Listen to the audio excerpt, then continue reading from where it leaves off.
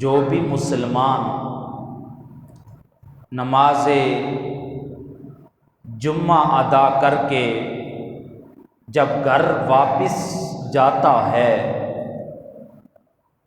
تو اللہ رب العزت اس کے سابقہ گناہ ہفتے کے دوران جو ہوتے ہیں وہ معاف فرما دیتا ہے۔ اور جب بندہ اپنے گھر سے جمعے کی ادائیگی کے لیے آتا ہے تو پروردگار قدم قدم پر اس کو اجر و ثواب سے نوازتا ہے۔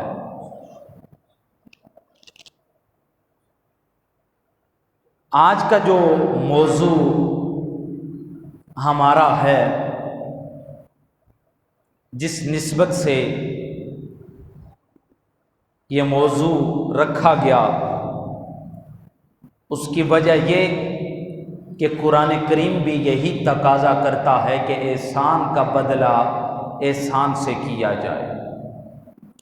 کوئی اگر ہمارے ساتھ بھلائی کرتا ہے، نیکی کرتا ہے، احسانات ہم پہ کرتا ہے، ہمیں بھی چاہیے کہ ہم احسانات کا بدلہ احسانات کی صورت میں دیں۔ اس لیے کہ یہ جس خطے پہ ہم لوگ بیٹھے ہیں،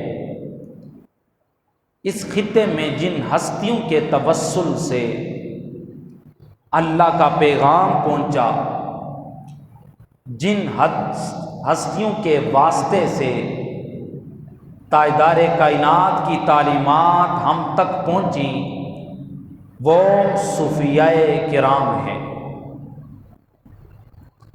بر صغیر پاک و ہند کے اندر انہی صوفیاء اولیاء کے توسل سے ہم لوگوں تک اسلام کی روشنی پہنچی۔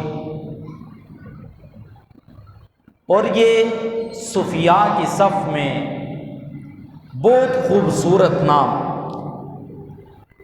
جو نام کسی تعارف کا محتاج نہیں، میری مراد سید الاولیاء، زینت الاولیاء، مخدوم الاولیاء، حضرت داتا گنج بخش علی حجویری رحمۃ اللہ تعالی علیہ کی تعلیمات اور آپ کی حالات زندگی کے حوالے سے مختصر سی ہماری آج کی یہ نشست ہوگی۔ پروردگار ہمارا مل بیٹھنا اور اللہ والوں کا ذکر کرنا بھی عبادت ہے، اور اللہ کے اس نیک بندے کا ذکر کرنا اپنی بارگاہ میں قبول فرمائے۔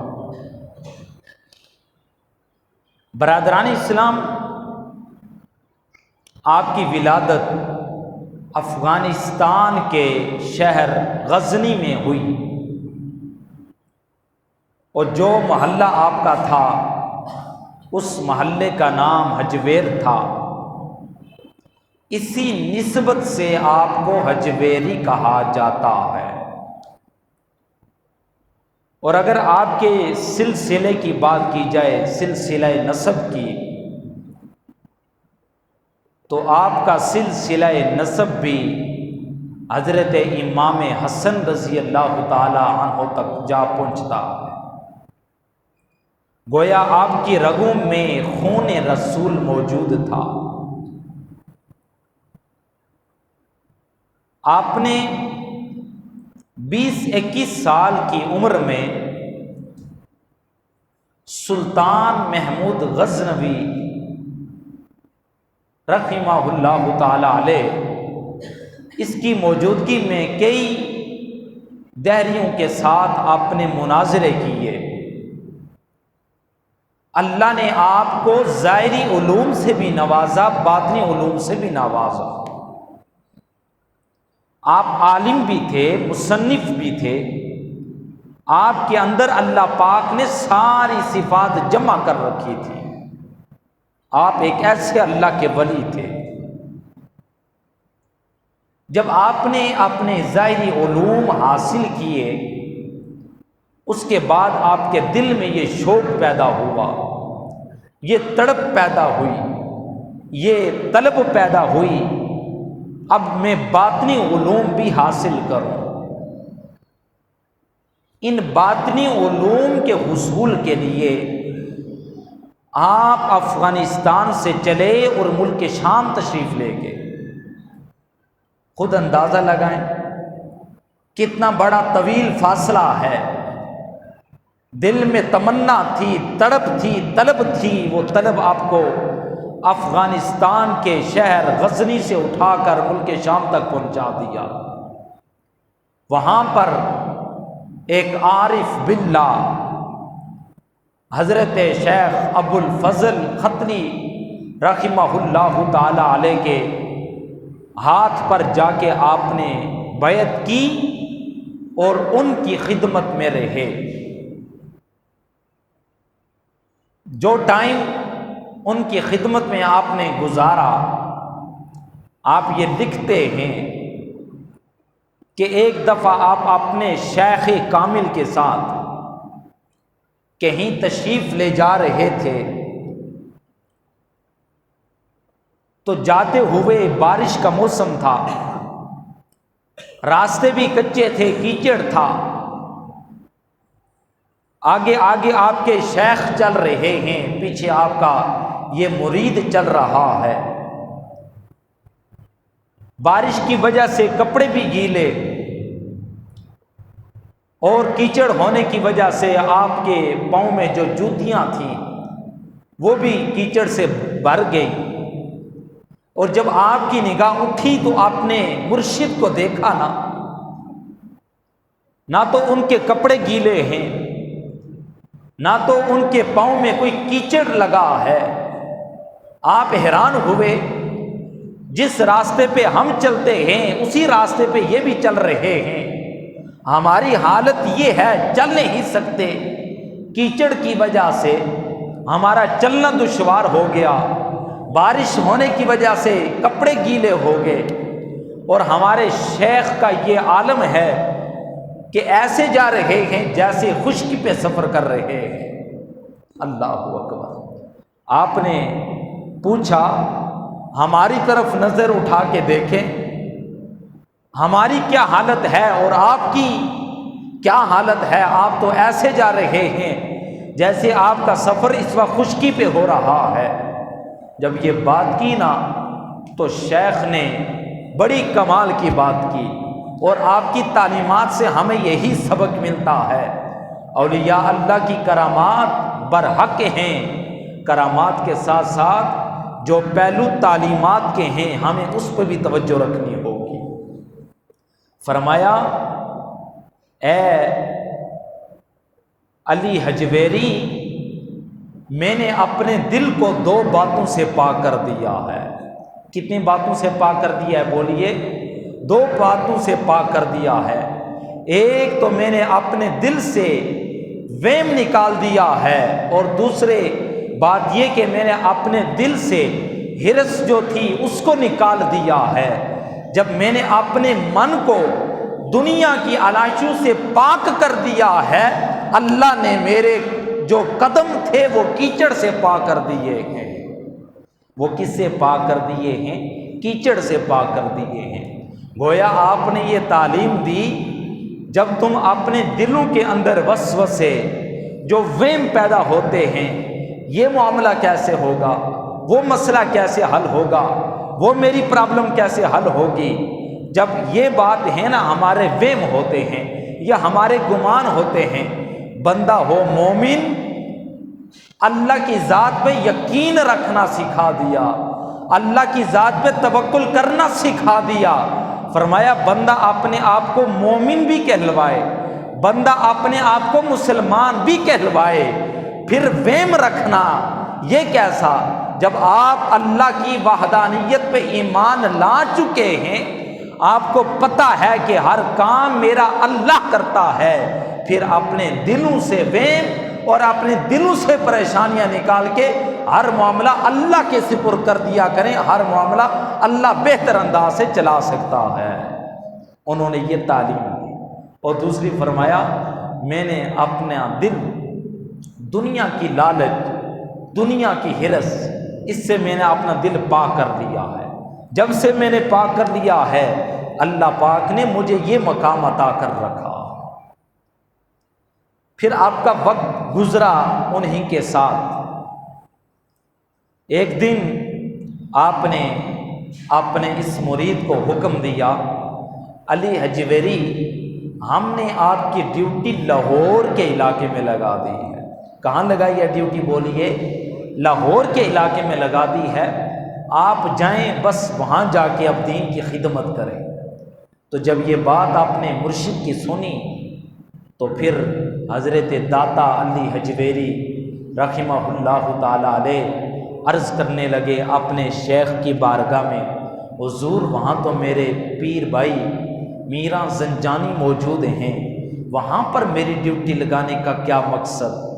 آپ نے فرمایا بس جو ہمیں حکم ملا ہے، جو ہمیں حکم ملا ہے وہ حکم آپ تک ہم نے پہنچا دیا ہے۔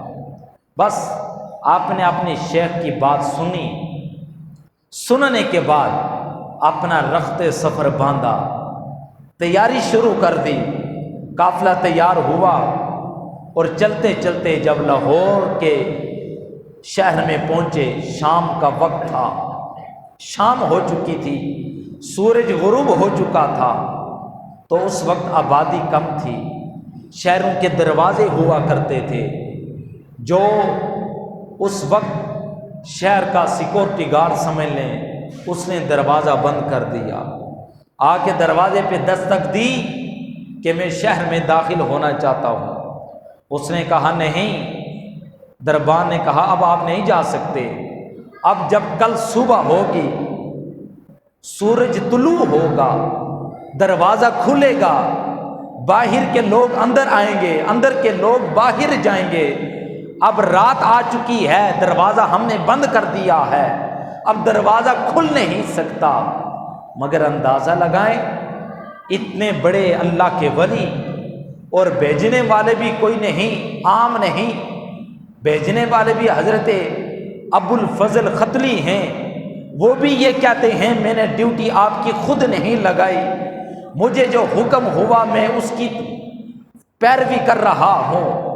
آپ چاہتے، کیوں کہ آپ کے رگوں میں مولا کائنات کا خون تھا، آپ چاہتے تو دروازہ کھلوا بھی سکتے تھے، آپ صاحب کرامت ولی تھے، آپ کے ہاتھوں پر کئی کرامات سرزد ہوئیں، آپ چاہتے تو دروازہ کھل جاتا، شہر کے اندر چلے جاتے، مگر آپ نے عاجزی والا، انکساری والا پہلو اختیار کیا۔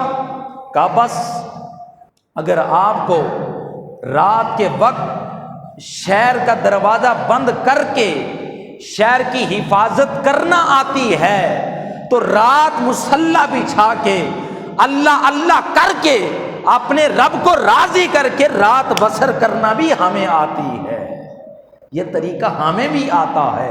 آپ نے اپنا مصلی سیدھا کر لیا اور پوری رات اپنے رب کو یاد کرتے کرتے گزار دی۔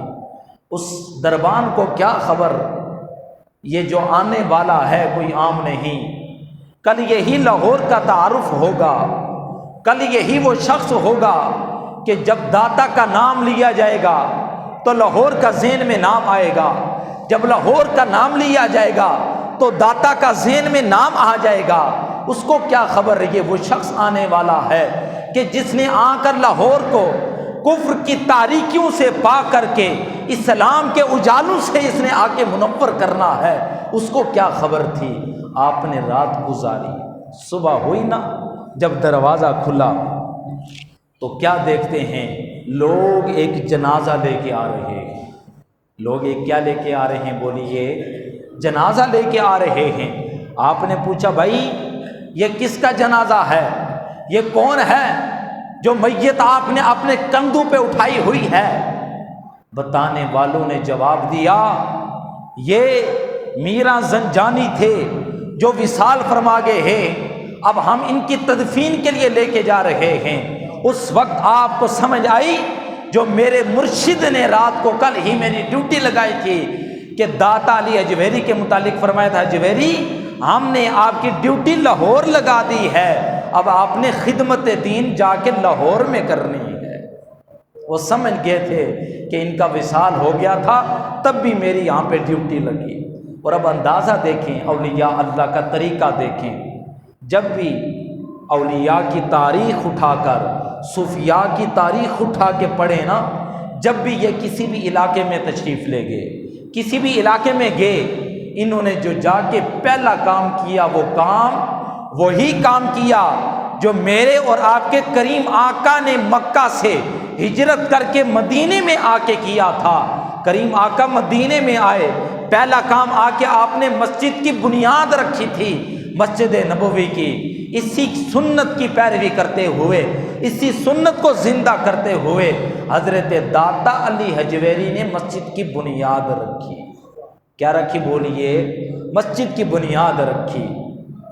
اور اس کے بعد لوگوں کا آپ کے پاس ہجوم رہا، دن بدن اللہ پاک نے آپ کی وجہ سے اسلام کو تقویت بخشی، لوگ آپ کے پاس آتے۔ اس وقت لاہور میں زیادہ تر بت پرستی تھی، لوگ بتوں کو اپنا معبود مانتے تھے، بتوں کے سامنے سجدے کرتے تھے۔ حضرت داتا علی حجویری رحمۃ اللہ تعالیٰ علیہ کے برکت کی وجہ سے لاہور میں اسلام پھیلا، لاہور میں نبی پاک صلی اللہ علیہ وسلم کا فرمان پھیلا، لاہور میں اللہ تعالیٰ کی وحدانیت کا چرچا ہوا آپ کی وجہ سے۔ تو پھر جب لوگ آپ کے پاس آتے اور آ کے جب کلمہ پڑھتے، مسلمان ہوتے، تو حضرت داتا علی حجویری رحمۃ اللہ تعالیٰ علیہ ان کو کلمہ بھی پڑھاتے تھے، ساتھ ساتھ دین بھی سکھاتے تھے۔ اولیاء کا یہ طریقہ رہا، اولیاء کا یہ ہمیشہ مشن رہا۔ برِ صغیر پاک و ہند میں اللہ کا کوئی نبی نہیں آیا، اللہ کے نبی کے یہ غلام آئے جنہوں نے آ کے برِ صغیر پاک و ہند کے اندر اسلام کی شمع روشن کر دی۔ یہ اللہ کے ولی آئے۔ تو ایک دفعہ آپ کی بارگاہ میں کافی عقیدت مند بیٹھے تھے، جو مسئلے مسائل پوچھتے، متلاشیان حق آپ کی بارگاہ میں، آپ کے حلقے میں بیٹھتے۔ کسی نے پوچھا، بڑی کمال کی بات، سوال بھی بڑا کمال کا، جواب بھی بڑے کمال کا ہے۔ کسی نے پوچھا، حضور بتائیں افضل صدقہ کیا ہے؟ کیا پوچھا بولیے؟ افضل صدقہ کیا ہے؟ تو حضرت داتا علی حجویری رحمۃ اللہ تعالیٰ علیہ نے فرمایا، افضل صدقہ جو ہے نا، وہ کسی کو معاف کر دینا ہے۔ کیا ہے بولیے؟ کسی کو معاف کر دینا۔ اب دیکھیے، افضل صدقہ تو یہ بھی ہے، آپ پیسے خرچ کریں تو یہ بھی صدقہ، اگر آپ کوئی جانور ذبح کر کے اس کا گوشت تقسیم کر دیں یہ بھی صدقہ، اگر آپ کسی کی مدد کر دیں یہ بھی صدقہ، اگر آپ کسی کے لیے دعائے خیر کر دیں یہ بھی صدقہ، اگر آپ کسی کے ساتھ مسکرا کے سلام کر لیتے ہیں، مصافحہ کر لیتے ہیں یہ بھی صدقہ۔ مگر آپ نے کتنا خوبصورت جواب دیا، فرمایا کسی کی غلطی پہ درگزر کر دینا، کسی کی خطا معاف کر دینا، یہ افضل صدقہ ہے، افضل صدقہ ہے۔ اور اندازہ لگائیں صوفیاء کی تعلیمات سے ہمیں کیا سبق ملتا ہے۔ یہ جس دور سے آج ہم گزر رہے ہیں، انا پرستی ہے، دشمنیاں اپنے عروج پہ ہیں، ہر بندے کے دل میں آج کوئی برداشت کرنے کی قوت، طاقت ختم ہوتی چلی جا رہی ہے۔ اگر کوئی کسی کو تھوڑی سی بات کہہ دیتا ہے، دوسرے آدمی کی فوراً یہ مرضی ہوتی ہے کہ اینٹ کا جواب پتھر کی صورت میں دیا جائے۔ نہ ہم جن اولیاء کاملین کو ماننے والے ہیں، ہم جن اولیاء کاملین کی تعلیمات پہ عمل کرتے ہیں، جو صوفیاء نے اپنے عمل اور اپنے اقوال کے ذریعے ہمیں تعلیم دی، انہوں نے ہمیں یہ بھی ایک تعلیم دی ہے کہ کسی کی غلطی کو معاف کر دینا یہ بھی افضل صدقہ ہے۔ اور اس کا صرف انہوں نے یہ نہیں کہا کہ کہہ دیا خود نہ کیا، یہ بات بھی آپ نے خود ذکر کی کہ آپ ایک دفعہ ایک سفر میں تھے، چلتے چلتے ایک مسافر خانے میں جا کے رکے نا، وہاں پہ جا کے جب ٹھہرے، وہاں پر کچھ درویش بیٹھے تھے۔ ان درویشوں نے جب یہ دیکھا یہ ایک درویش آیا ہے، فقیروں جیسا اس کا لباس ہے، ظاہر ہے جب سفر میں انسان ہو، اور آج کل جیسے سفر تو نہ تھے نا، اس وقت کے سفر، داتا علی اجویری رحمۃ اللہ تعالی علیہ کو تقریباً 1000 سال گزر چکے دنیا سے رخصت ہوئے، وہ سفر کا جو اس وقت اندازہ کر لیں وہ کیسا ہوگا۔ تو جب آپ گئے تو جو درویش بیٹھے تھے نا پہلے سے اس مسافر خانے میں، وہ خربوزہ کھا رہے تھے، انہوں نے ان کا مذاق اڑایا اور وہ خربوزے کے چھلکے اٹھا کے ان کی طرف پھینک دیے، سمجھا یہ کوئی مانگنے والا ہے، کوئی فقیر آیا ہے، چلیں خربوزے تو ہم کھاتے ہیں، چھلکے ان کی طرف پھینک دیں۔ دیکھیں اگر انسان اپنی طرف توجہ کرے، 2-4 دوست کہیں بیٹھے ہوں، ہم جا پہنچیں، کوئی فروٹ کھا کر، کوئی خربوزے کھا کر اس کے چھلکے ہماری طرف پھینکے، خود اندازہ لگائیں ہمیں کتنا غصہ آئے گا، ہمیں کتنا جلال آئے گا، ہم کتنے غضبناک ہو جائیں گے۔ مگر حضرت داتا علی حجویری رحمۃ اللہ تعالی علیہ نے اپنے عمل سے پریکٹیکل کر کے بتا دیا، ان کو کچھ نہ کہا، وہ خوش ہو رہے تھے، آپ نے انہیں معاف کر دیا، کہا میرے مولا یہ بندے بھی تو تیرے ہیں، میں بھی تو تیرا بندہ ہوں، اگر یہ مجھے تکلیف